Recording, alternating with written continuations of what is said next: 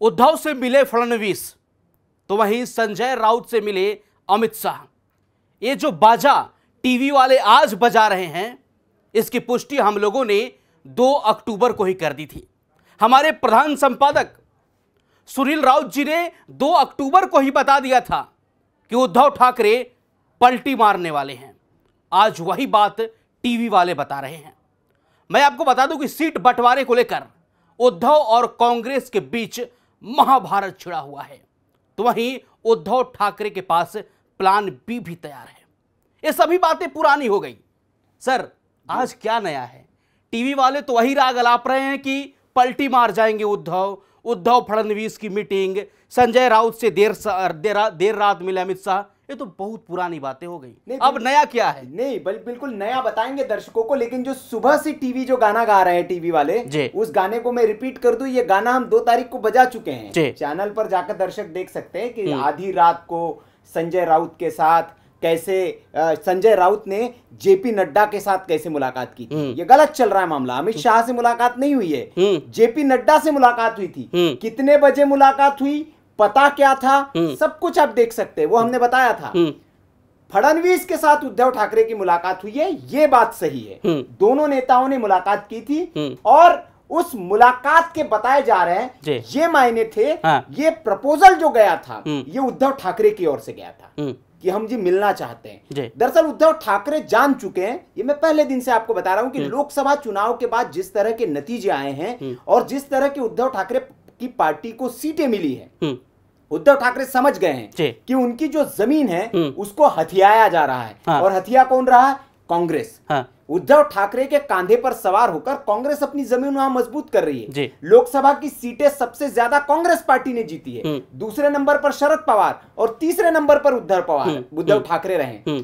और अब उसके बाद हालत यह है उद्धव ठाकरे की कि उद्धव ठाकरे ना घर के रहे ना घाट के। कांग्रेस पार्टी सुनने को तैयार नहीं है। नाना पटोले कहते सीएम मैं बनूंगा, शरद पवार कहते जयंत पाटिल को मुख्यमंत्री बनाएंगे। उद्धव ठाकरे न 3 में बचे हैं न 13 में। संजय राउत कह रहे जी हम डायरेक्ट बात करेंगे राहुल गांधी से। तो उद्धव ठाकरे ने अपने प्लान तैयार कर लिए। उद्धव ठाकरे के पास प्लान बी भी मौजूद है और उद्धव ठाकरे के पास प्लान सी भी मौजूद है। आज मैं बताऊंगा प्लान सी के बारे में। प्लान बी वाले टीवी वाले बता रहे कि वो मिल गए हैं, कांग्रेस से बात नहीं जम रही है। और ये बात सही है कि कांग्रेस के बात नहीं बन रही है। और इसका साफ साफ उदाहरण ये है कि जो बांद्रा की जो पूर्व वाली बांद्रा की सीट है, बांद्रा पूर्व जिसको कहते हैं, उस सीट पर उद्धव ठाकरे ने बिना कांग्रेस से सहमति लिए अपने उम्मीदवार का ऐलान कर दिया। वरुण सरदेसाई जो मौसेरे भाई है उद्धव ठाकरे के जो बेटे हैं आदित्य ठाकरे, उनके मौसेरे भाई है वरुण सरदेसाई, उनके नाम का ऐलान कर दिया है। मुस्लिम बहुल सीट है बांद्रा पूर्व से, जहां जीशान सिद्दीकी जहां से विधायक है।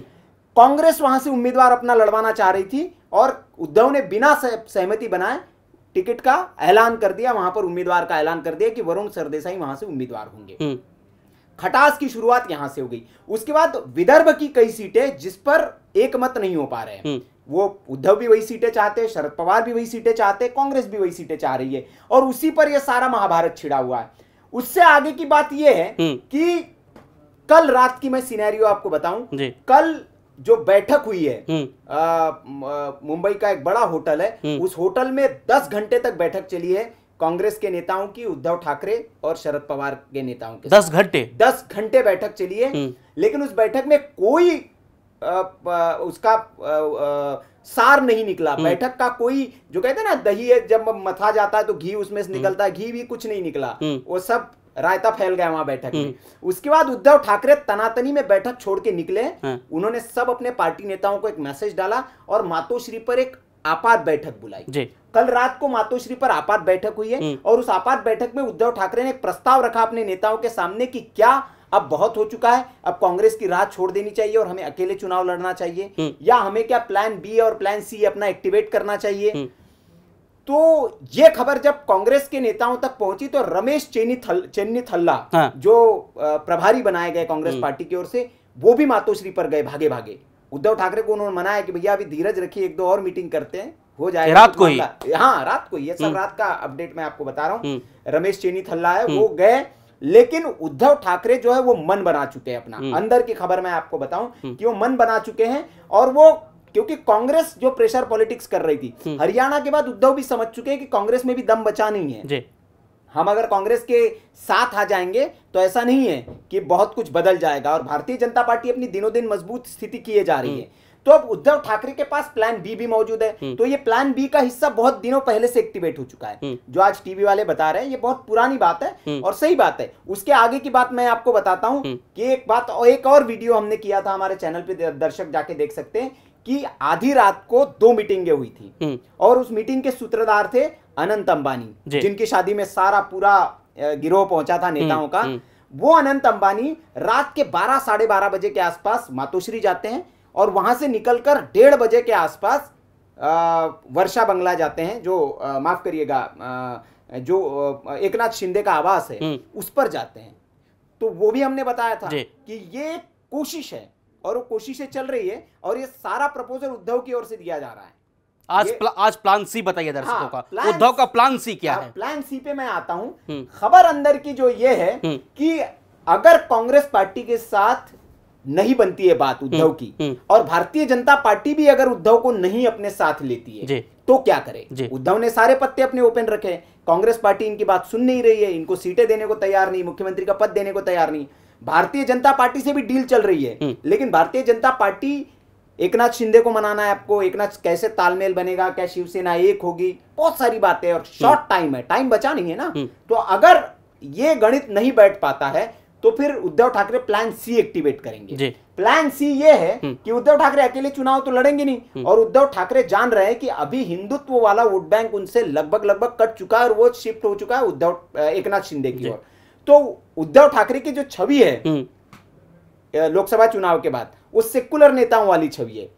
उद्धव ठाकरे के जो उम्मीदवार जीते हैं वो मुस्लिम बहुल इलाके में भी जीते हैं, मुस्लिमों का अच्छा खासा वोट उद्धव ठाकरे को मिला था। उसके बाद मुस्लिम बहुल इलाके में उद्धव ठाकरे को लेकर खूब जश्न भी हुआ था। हालांकि कुछ मुस्लिम नेताओं ने जब वक्फ बोर्ड बिल का जब उन्होंने खिलाफत की तो उनके बंगले पर प्रदर्शन भी किया था। अब खबर यह है कि उद्धव ठाकरे जो है असदुद्दीन ओवैसी के साथ गठबंधन करेंगे। अच्छा। और असदुद्दीन ओवैसी और उद्धव ठाकरे मिलकर महाराष्ट्र में चुनाव लड़ेंगे। अब यह गणित कैसे जुड़ेगा ये मैं आपको बताता हूं। हाँ।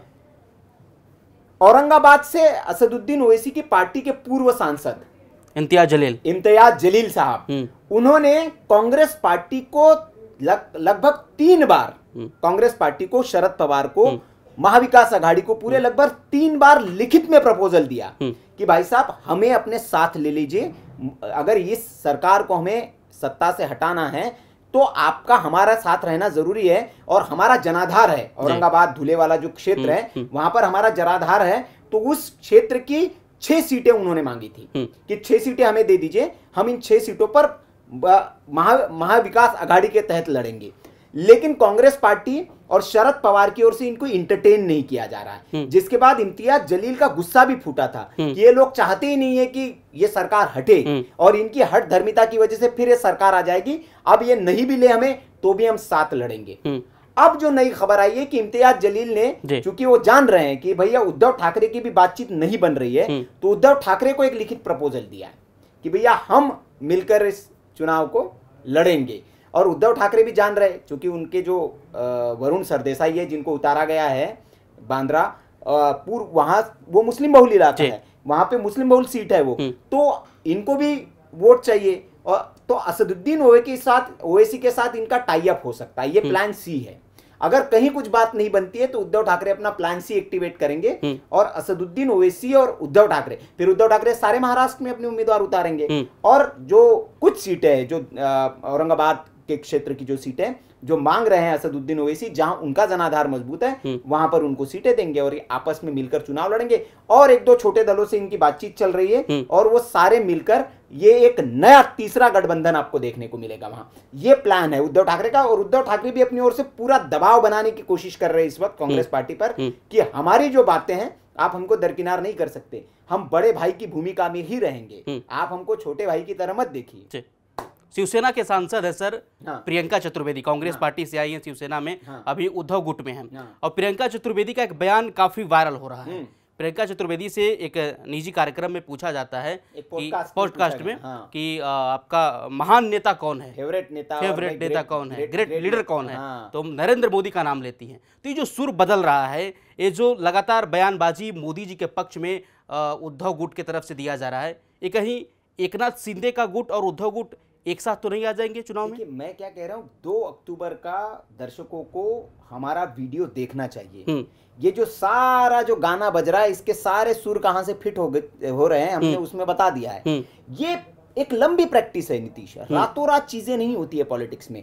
हर चीज के लिए सब कुछ आप कह सकते हैं कि प्लानिंग के साथ, तरीके के साथ होता है। आप सब चीजों को कनेक्ट करना होगा। प्रियंका चतुर्वेदी से पहले आपको संजय राउत के बयान पर गौर करना होगा। जब हरियाणा के नतीजे आए थे, संजय राउत ने प्रेस कॉन्फ्रेंस करके सबसे पहले लताड़ किसको लगाई थी? राहुल गांधी और कांग्रेस पार्टी को। कि बहुत ज्यादा घमंड चढ़ गया था आपको लग रहा था कि आप अकेले जीत लेंगे। आप अकेले नहीं जीत सकते हैं। संजय राउत के सुर बदलना, फिर प्रियंका चतुर्वेदी का मोदी की तारीफ करना, ये अनायास या अचानक नहीं है। Everything is planned. और ये पत्ते फेंके जा रहे हैं उद्धव ठाकरे की ओर से ओपन है, क्योंकि उद्धव ठाकरे अभी जान रहे हैं आप मौजूदा स्थिति क्या है उद्धव ठाकरे की। आप देखिए, पिछले चुनाव की अगर हम बात करें तो जो 54 सीटें जीती थी, उन 54 सीटों में से 40 विधायक तो शिंदे के साथ 14 विधायक बचे हुए आपके साथ। आपकी ताकत नहीं है। और आप ये उद्धव जान रहे हैं, समझ रहे हैं कि ताकत अगर हासिल करनी है तो सत्ता के साथ रहेंगे तो ताकतवर रहेंगे आप। लेकिन अगर मान लीजिए जिस तरीके से ओवैसी द्वारा उद्धव को एक आमंत्रण दिया गया ओवैसी गुट से कि आप आइए मिलकर चुनाव लड़ेंगे, तो अगर मान लीजिए उद्धव ठाकरे अकेले चुनाव लड़ते हैं या फिर ओवैसी के साथ मिलकर चुनाव लड़ते हैं, तो सर वोट तो बढ़ जाएगा ना, वोट तो बिखर जाएगा पूरी तरीके से। क्योंकि अगर मान लीजिए मुसलमान वोट देगा, कांग्रेस को देगा, एनसीपी को देगा, ओवैसी को देगा, ये तो वोट बढ़ जाएंगे ना सर। तो फिर लाभ तो इसका महायुति को मिल जाएगा। महायुति को लाभ होना ही है। और मैं क्या कह रहा हूं कि उद्धव ठाकरे के पास इस वक्त जो उद्धव ठाकरे की कंडीशन है वो करो या मरो वाली स्थिति है। आपके पास कुछ नहीं है। आपने इतने दिनों तक एक गठबंधन के साथ आप रहे, आपने उस गठबंधन पर विश्वास किया, आपने कहा, उन्होंने कहा जी कि हाँ मिलकर लड़ेंगे, आपको मुख्यमंत्री बनाएंगे, जो भी एक उनको दिया गया होगा लॉलीपॉप, तो चूसते रहे वो। अब उसके बाद आज जो स्थिति है, उद्धव ठाकरे के पास क्या है ऑप्शन? तो उद्धव ठाकरे, कोई भी राजनेता जो है फिर अपना दम दिखाने के लिए खुद मैदान में उतरेगा। फिर उसके बाद वो प्लान, उनके जो प्लान्स है। तो क्या उद्धव प्रेशर पॉलिटिक्स खेल रहे हैं? बिल्कुल। और मैंने जो कहा है, आप इस बात पर भी मतलब इस बात को हम नजरअंदाज नहीं कर सकते। खबर और थी जिस पर मैं दर्शकों का ध्यान देना चाहूंगा कि उद्धव ठाकरे और राज ठाकरे, ये जो 2 भाई है, इन 2 भाइयों के बीच में तलवारें खिंच गई थी। और ये शिवसेना का असली उत्तराधिकारी बाला साहेब ठाकरे का राज ठाकरे अपने आप को समझते थे। लेकिन जब शिवसेना का जब उत्तराधिकारी घोषित करने की बात आई तो राज ठाकरे को नहीं किया गया, उद्धव ठाकरे के हाथ में कमान सौंपी गई। तब राज ठाकरे अलग हो गए थे और उसके बाद दोनों परिवारों में बहुत खटास आई है। अब खबर एक ये भी आई है कि उद्धव ठाकरे इनिशिएट कर रहे हैं राज ठाकरे को मनाने के लिए, और वो चाहते कि राज से भी अपने संबंध बेहतर करें। और तो ये सब कुछ अनायास नहीं हो रहा है नीतीश। उद्धव ठाकरे जान रहे कि उनकी जो जमीन है महाराष्ट्र में, जो उनके पिताजी ने बनाई थी, उस जमीन को वो उनके जो कुछ एक्शंस है, जो उन्होंने कुछ फैसले लिए हैं बीते दिनों, वो जमीन को बंजर कर रहे हैं। तो उस जमीन को अगर फिर से उन्हें उपजाऊ बनाना है तो उनके उन फैसलों को रिटेन करना पड़ेगा, उस पर सोचना पड़ेगा। तो इसीलिए उद्धव ठाकरे की ओर से कोशिशें की जा रही है। और इस चुनाव में अगर उद्धव ठाकरे को ये एमवीए जो महाविकास अघाड़ी है, इसको सफलता नहीं मिलती है, तो आप देखिए जो हमने कहा है कि शिवसेना का विलय भी हो सकता है। और इस स्टैंड पर शिवसेना का विलय होगा कि उद्धव ठाकरे ये कहेंगे कि जी हमारी जो पुरानी भूमिका थी बाला साहेब की, हम उस भूमिका में रहेंगे। शिवसेना एकनाथ शिंदे चलाएंगे, हम उसी भूमिका में रहेंगे जिसमें हमारे पिताजी रहा करते थे। तो चलिए सिलसिलेवार तरीके से हम आपको बताने की कोशिश किए उद्धव ठाकरे का plan A, B, C। Uddhav Eknath Shinde के साथ विलय भी हो सकते हैं, उद्धव MVA के साथ चुनाव भी लड़ सकते हैं, उद्धव ठाकरे ओवैसी के साथ भी चुनाव लड़ सकते हैं, उद्धव ठाकरे अकेले भी चुनाव लड़ सकते हैं। यानी कि पूरे तरीके से महाराष्ट्र में प्रेशर पॉलिटिक्स जारी है। इस पूरे विश्लेषण पर आपकी क्या राय है, कमेंट करके जरूर बताइएगा। और महाराष्ट्र में किसकी स्थिति मजबूत है, कमेंट बॉक्स खुला है, आप लोग अपनी प्रतिक्रिया जरूर दें। बाकी देश और दुनिया की तमाम खबरों के लिए बने रहे हमारे साथ। धन्यवाद।